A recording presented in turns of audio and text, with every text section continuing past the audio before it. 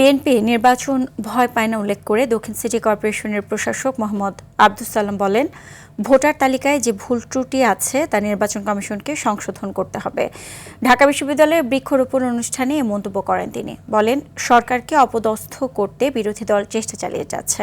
এছাড়াও 17 বছর পর গণতন্ত্র পুনরুদ্ধার হয়েছে উল্লেখ করে এই ধারাকে বাধাগ্রস্ত না করার আহ্বান জানান দক্ষিণ সিটির প্রশাসক।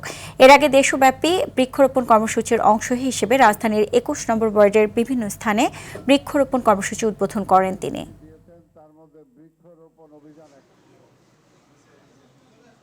আমাদের প্রত্যেকে উদ্যোগী হতে হবে।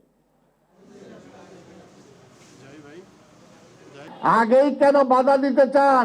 বাধা দিতে চান যারা, তারা এই দেশটাকে উন্নয়নের পথে নিতে দিতে চান না, তারা গণতন্ত্র চান না।